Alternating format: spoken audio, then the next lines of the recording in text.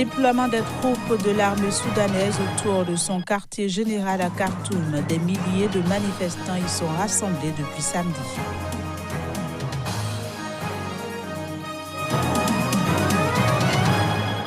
Génocide de 1994 au Rwanda. Un quart de siècle après, le président Paul Kagame a lancé la commémoration du massacre.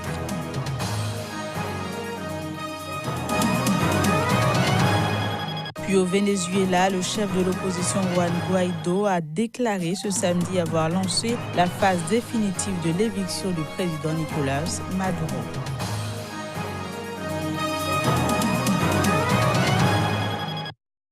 Voilà, c'était là le sommaire de cette édition. Bienvenue à toutes et à tous.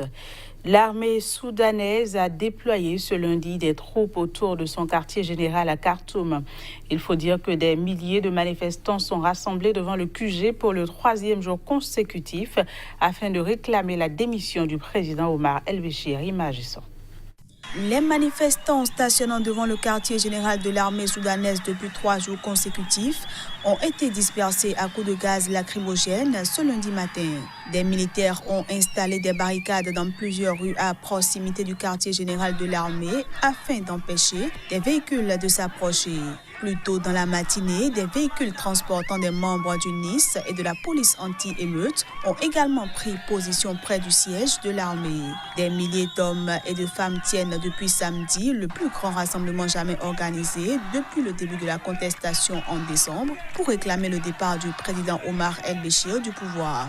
Déclenché le 19 décembre dernier par la décision du gouvernement de tripler le prix du pain, dans un contexte économique difficile, les manifestations se sont rapidement transformées en mouvement de contestation contre Béchir, qui dirige le pays depuis un coup d'État en 1989.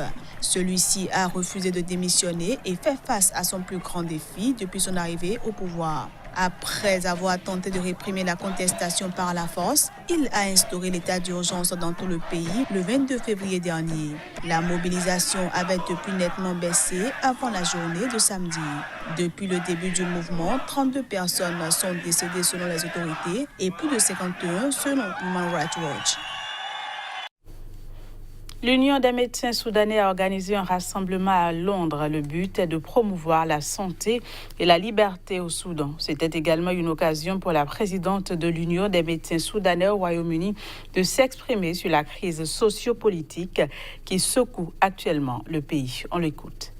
We are inspired by all the success that happened in Algeria for the peaceful Nous sommes inspirés par le succès de ce qui s'est passé en Algérie par la résistance pacifique. Mais cela souligne que la présence d'une armée indépendante et l'absence de violence rend le peuple en mesure d'exercer ses droits à la liberté d'expression et vous pouvez réussir et vous pouvez atteindre vos objectifs. Si l'on compare avec le Soudan où nous avons été victimes de violences, de détention, de meurtres, près de 60 personnes sont mortes. Il est très difficile pour nous d'atteindre notre objectif. Mais nous n'abandonnerons pas. Les médecins ont toujours été en première ligne.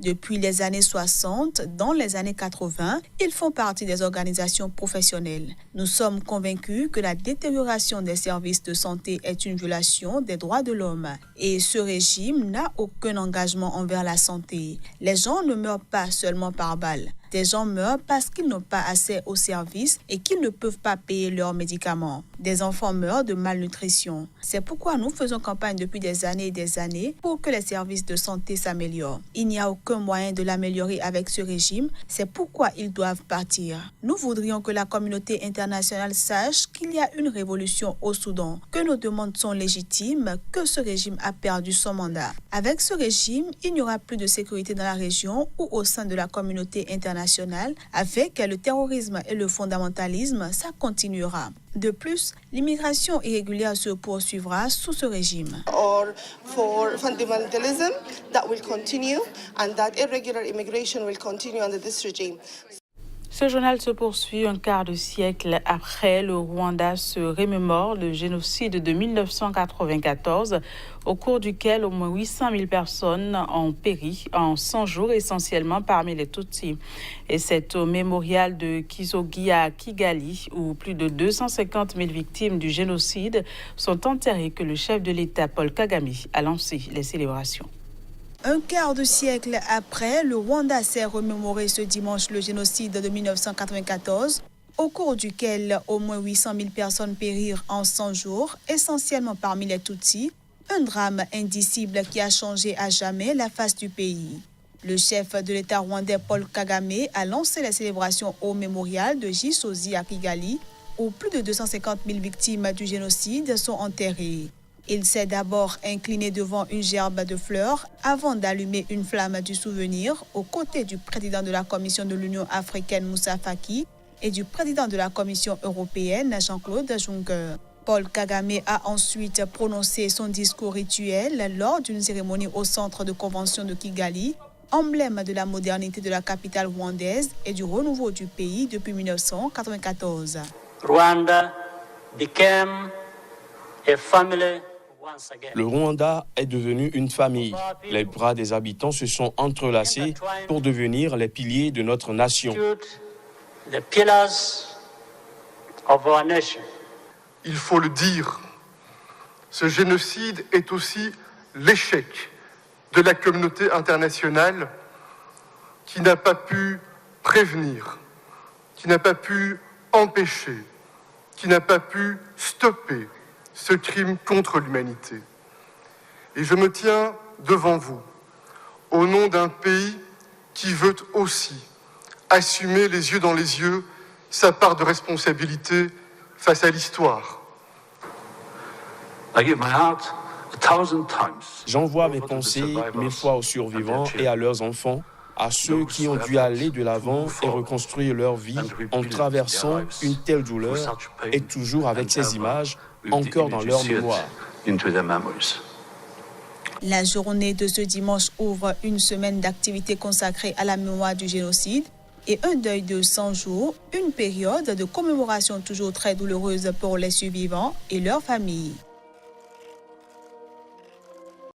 Direction le Malawi où le président Peter Mutharika a donné ce dimanche le coup d'envoi de la campagne présidentielle. C'était devant plus de 5000 personnes à Lilongwe. Voici les détails.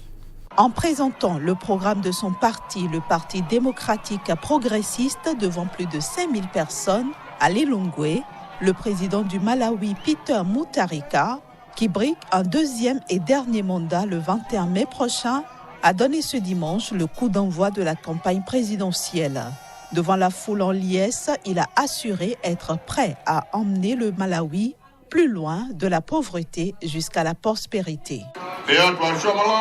Je veux assurer aux Malawites que nous ferons plus que jamais davantage dans les 5 prochaines années que nous avons fait dans les 5 précédentes. Nous sommes prêts à renouveler notre combat contre la faim, notre guerre contre le chômage chez les jeunes, la guerre contre les maladies, l'ignorance et la corruption. Quel que soit le gouvernement au pouvoir après l'élection, il devrait faire des choses pour les Malawites, la création d'emplois en particulier. Soutenu par l'ex-présidente Joyce Banda, qui a renoncé à se présenter à la présidentielle, Peter Mutharika a appelé l'opposition à se joindre à lui pour construire ensemble parce que, a-t-il dit, elle ne présente aucune idée nouvelle. Au pouvoir depuis 2014, Peter Mutharika affrontera 3 autres candidats, dont le vice-président Solos Chilima. Les 2 autres candidats sont Lazarus Chakwera, chef du principal parti d'opposition, le Parti du Congrès du Malawi, et le ministre de la Santé, Atupele Muluzi, qui a lui aussi lancé sa campagne ce dimanche. Au Togo, les responsables du Parti national panafricain PNP ont rencontré leurs militants à Lomé le week-end écoulé. Dirigé par Tikpi Achadam, encore en exil, ce parti de l'opposition prévoit une marche contre le régime du président Faure Singbe le 13 avril prochain dans la capitale, Lomé, et dans 10 autres villes à l'intérieur du pays. C'est le principal message laissé aux militants de cette formation politique lors de cette rencontre. Ferdinand Gall est notre correspondant au Togo pour Le Point. Dirigé par Tikpi Achadam en exil, le PNP, le véritable instigateur de la crise du 19 août 2017, revient au devant de la scène politique togolaise cette année avec une gigantesque marche prévue pour ce 13 avril, a annoncé le samedi dernier Ourou Tikpa Tchatikpi, l'un des responsables de cette formation politique de l'opposition lors de la rencontre hebdomadaire avec les militants à Lomé. Le PNP tient presque tous les samedis une rencontre avec ses structures de base à son siège dans la capitale togolaise afin de les informer de l'évolution de l'actualité politique.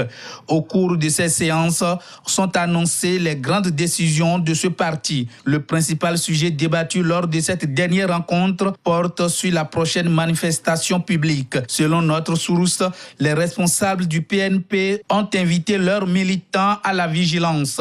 Avant d'ajouter ceci, chaque fois que nous avons une manifestation, vous savez ce qui se passe les veilles. Nous invitons tout le monde à rester vigilant ces derniers jours. Il faut regagner vite la maison, ont laissé entendre les responsables de ce parti. En attendant la décision du ministère de l'administration territoriale, les chefs traditionnels de Kloto, une préfecture de la ville de Palimé, située à 120 km environ au nord de Lomé, ont interdit toute manifestation à caractère politique sur leur périmètre administratif afin de prévenir les actes de vandalisme. Signalons que le PNP décide de mener seul ces manifestations après avoir tourné dos à la coalition de la C14 déchirée par des querelles internes.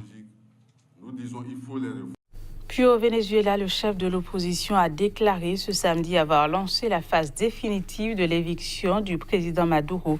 Il a fait cette déclaration devant des milliers de partisans rassemblés dans l'est de Caracas. Samedi a été une nouvelle journée de mobilisation au Venezuela. Des milliers de partisans de l'opposition vénézuélienne ont manifesté à travers le pays pour renforcer la pression sur le président socialiste Nicolás Maduro. Cette nouvelle manifestation intervient alors que le pouvoir en place vient de lever l'immunité parlementaire de Juan Guaidó, ouvrant la voie aux poursuites contre lui. Avec cette mobilisation, l'opposant cherche à donner un nouveau souffle à ce qu'il a baptisé l'opération Liberté, à travers laquelle il entend marcher sur le palais présidentiel de Miraflores à une date encore non définie pour prendre le pouvoir. Et pour que la mobilisation ne retombe pas, le député de centre-droit, reconnu président par intérim du Venezuela par plus de 50 pays, a appelé à une nouvelle manifestation mercredi prochain. Toujours ce samedi, le pouvoir chaviste, qui n'entend pas laisser la rue à l'opposition, a lui aussi fait descendre dans la rue des milliers de fidèles vêtus de rouge contre l'impérialisme. Devant une foule de ses partisans rassemblés près du palais présidentiel, le président Nicolás Maduro a appelé plusieurs pays de la région à contribuer à l'établissement d'un dialogue intervénézuélien. Le Venezuela demande un soutien et un accompagnement pour un grand dialogue de paix, d'entente, a-t-il déclaré. Le Mexique et l'Uruguay avaient proposé en janvier dernier de faciliter un dialogue entre Maduro et Guaidó. Outre ces deux pays, le président socialiste a sollicité samedi la Bolivie et les pays des Caraïbes. Mais jusqu'à présent, Juan Guaidó a rejeté toute discussion avec le camp Maduro. Il considère que ce ne pourrait être qu'un faux dialogue qui permettrait à Maduro de gagner du temps. Voilà, fin de ce journal. Merci de l'avoir suivi. Au revoir.